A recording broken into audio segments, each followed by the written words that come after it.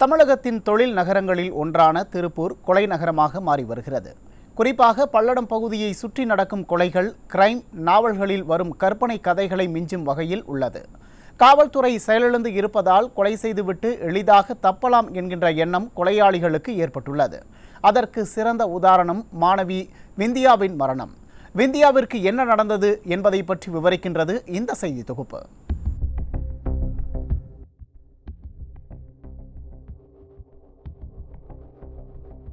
திருப்பூர் மாவட்டம் பல்லடம் அருகேயுள்ள பருவாய் கிராமத்தைச் சேர்ந்த தண்டபாணி மற்றும் தங்கமணி ஆகியோரின் மகள் வித்யாவின் மரணம் இந்திய அளவில் பேசுபொருளாகி இருக்கிறது. 22 வயதான வித்யா கோவை அரசு கல்லூரியில் முதுகலை பட்டம் பயின்று வந்துள்ளார்.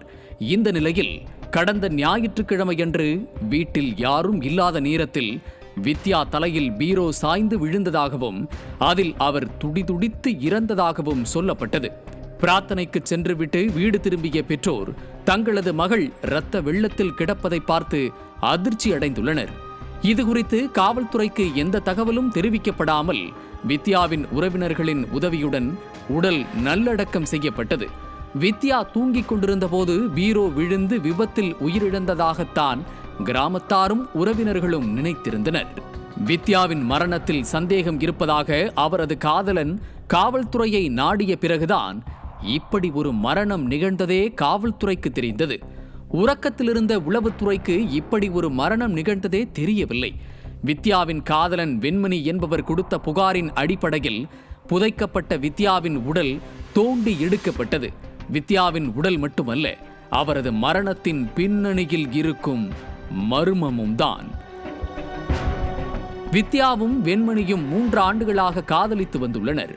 வெண்மதி வித்யாவை பெண் கேட்டு சென்றபோது வெவ்வேறு சமூகத்தைச் சேர்ந்தவர்கள் என்பதால் வித்யாவின் பெற்றோர் திருமணத்திற்கு சம்மதிக்கவில்லை என தெரிகிறது.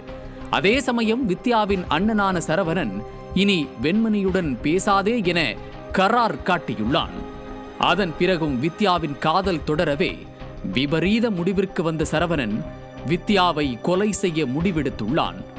வீட்டில் யாரும் இல்லாத நேரத்தில் வித்யாவை இரும்பு கம்பியால் அடித்தே கொன்ற சரவணன் அதை ஒரு விபத்து போல செட்டப் செய்து நாடகமாடியுள்ளான்.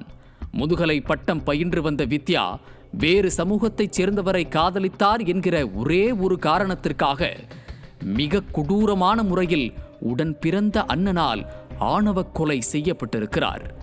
வெண்மணி புகார் கொடுக்கவில்லை என்றால் வித்யாவின் மரணம் விபத்தாகவே முடிந்திருக்கும். கொலையாளி சரவணன் திட்டமிட்டபடி தப்பியிருப்பான். இப்படி ஒரு இளம் பெண்ணை கொன்றுவிட்டு நாடகமாடும் துணிச்சல் எங்கிருந்து வருகிறது? காவல்துறை செயலற்று இருப்பதால் தான். செயல்பட்டிருந்தால் வித்யா மரணமடைந்த அன்றே அவரது உடலை கைப்பற்றி விசாரித்திருக்கலாமே. இனியேனும் காவல்துறை விழிப்போடு செயல்பட வேண்டும் என்பதே பொதுமக்களின் கோரிக்கையாக உள்ளது.